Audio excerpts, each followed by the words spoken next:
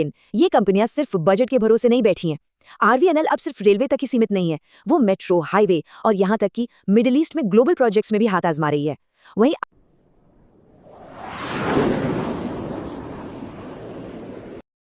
नमस्कार दोस्तों, union budget का माहौल गर्मा चुका है और रेलवे स्टॉक्स वो तो रॉकेट बने हुए हैं। हर तरफ बस इन्हीं की चर्चा है।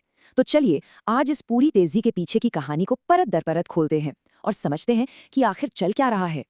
अच्छा, इससे पहले कि हम आगे बढ़ें, एक बहुत जरूरी बात। ये जो पूरी बातचीत हम कर रहे हैं, ये बस सीखने सिखाने के लिए है, मतलब एजुकेशनल पर्पस के लिए। हम कोई सेबी रजिस्टर्ड सलाहकार नहीं है और ये किसी भी स्टॉक को खरीदने या बेचने की सलाह तो बिल्कुल भी नहीं है। कोई भी इन्वेस्टमेंट का फैसला लेने से पहले अपने फाइनेंशियल एडवाइजर से बात जरूर कर ले।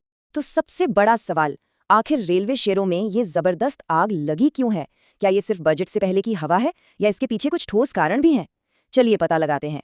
आज हम क्या क्या देखने वाले हैं उस पर एक फटाफट नजर डालते हैं। हम आरवीएनएल और आईआरएफसी के बिजनेस मॉडल को समझेंगे, फिर फ्यूचर ग्रोथ और बजट से जुड़ी उम्मीदों पर बात करेंगे, उनके वैल्यूएशन और टेक्निकल सिग्नल को चेक करेंगे और आखिर में सबसे जरूरी बातें और क्या स्ट्रैटेजी हो सकती है उस पर चर्चा करेंगे। तो चलिए सीधा मुद्दे पर आते हैं और इन दो पावर हाउस कंपनियों के बिजनेस को समझते हैं। एक है बिल्डर और दूसरा है बैंकर।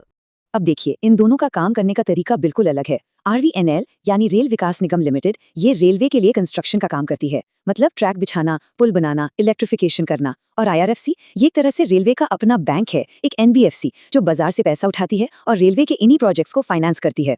तो आरवीएनएल प्रोजेक्ट पूरा करके पैसा कमाता है और आईआरएफसी दिए गए लोन पर अपना एक फिक्स्ड मार्जिन कमाता है।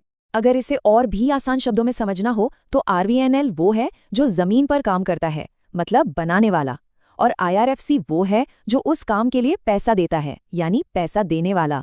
एक बिल्डर है तो दूसरा बैंकर। बस यही इनका सबसे बड़ा और आसान फर्क है।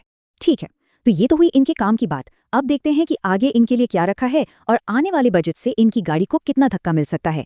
सबसे बड़ा ट्रिगर ये नंबर है, 2.9 ट्रिलियन रुपए। जी हाँ, बिल्कुल सही सुना आपने। उम्मीद की जा रही है कि सरकार यूनियन बजट में रेलवे के लिए इतने बड़े कैपिटल एक्सपेंडिचर यानी पूंजीगत खर्च का ऐलान कर सकती है और ये पूरे सेक्टर के लिए एक गेम चेंजर हो सकता है। बजट में कवच सेफ्टी सिस्टम के लिए एक बहुत बड़े फंड की उम्मीद है, जिसका सीधा फायदा आरवीएनएल को मिल सकता है सिग्नलिंग कॉन्ट्रैक्ट्स में। इसके अलावा 300 से 400 नई वंदे भारत और अमृत भारत ट्रेनों के ऑर्डर आने की भी जोरदार चर्चा है। और इन ट्रेनों को फाइनेंस कौन करेगा? जाहिर है आईआरएफसी। साथ ही 3 नए इकोनॉमिक कॉरिडोर के लिए भी भारी भरकम फंडिंग आ सकती है। लेकिन ये कंपनियां सिर्फ बजट के भरोसे नहीं बैठी हैं। आरवीएनएल अब सिर्फ रेलवे तक ही सीमित नहीं है, वो मेट्रो, हाईवे और यहाँ तक कि मिडिल ईस्ट में ग्लोबल प्रोजेक्ट्स में भी हाथ आजमा रही है। वहीं आईआरएफसी पोर्ट्स और लॉजिस्टिक्स पार्क्स जैसे नए सेक्टर्स को भी लोन देने की तैयारी में है और उनका टारगेट है अपने एयूएम यानी एसेट्स अंडर मैनेजमेंट को 6 से 7 लाख करोड़ रुपए के पार ले जाना। और बात सिर्फ बजट की नहीं है, सेक्टर में और भी बहुत कुछ चल रहा है। अभी हाल ही में रेलवे ने चुपके से किराया बढ़ाया है, जिससे उनकी कमाई बढ़ेगी। रेल वन सुपर ऐप का लॉन्च भी शुरू हो चुका है और देश की पहली हाइड्रोजन ट्रेन भी टेस्टिंग के लिए दिल्ली पहुंच गई है। ये सारी खबरें सेक्टर के लिए एक पॉजिटिव माहौल बना रही हैं।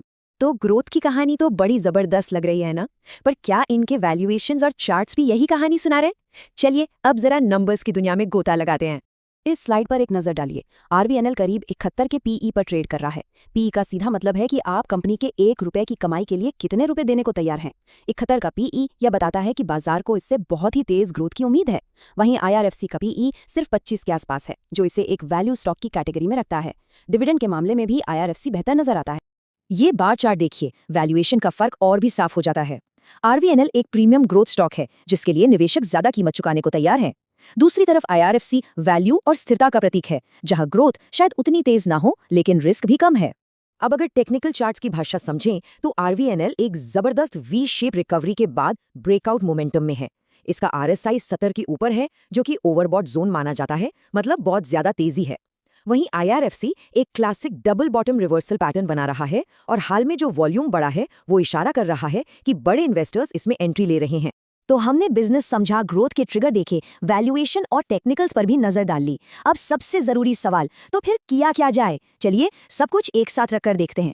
तो देखिए, आखिरी फैसला इस बात पर आता है कि आप किस तरह के निवेशक हैं। अगर आप ज्यादा रिस्क लेकर तेज ग्रोथ चाहते हैं तो आरवीएनएल आपके लिए हो सकता है। ये एक हाई बीटा स्टॉक है, मतलब बाजार की हलचल के साथ ये बहुत तेजी से ऊपर नीचे होता है। लेकिन अगर आप अपने पोर्टफोलियो में स्थिरता चाहते हैं, थोड़ा डिफेंसिव खेलना चाहते हैं, तो IRFC एक बेहतर विकल्प हो सकता है। ये एक तरह से प्रॉक्सी बॉन्ड जैसा है, जिसे सरकार का सपोर्ट मिला हुआ है। मतलब रिस्क कम है और रिटर्न भी लगभग स्थिर रहता है। उम्मीद है कि आपको इस विश्लेषण से काफी कुछ सीखने को मिला होगा। अगर आप ऐसे ही और डीप डाइव एनालिसिस चाहते हैं तो हमारी कम्युनिटी से जरूर जुड़ें। इस पेशकश को लाइक करें, चैनल को सब्सक्राइब करें और अगर आपका किसी भी स्टॉक के बारे में कोई सवाल है तो हमें कमेंट्स में बताइए। हम जल्द से जल्द जवाब देने की कोशिश करेंगे। आप हमारा free WhatsApp group wish 100 crore भी ज्वाइन कर सकते हैं, जहां हम सब मिलकर सीखते हैं और डिस्कस करते हैं। अपना कीमती समय देने के लिए बहुत बहुत धन्यवाद और याद रखिएगा, ट्रेड विद डिसिप्लिन।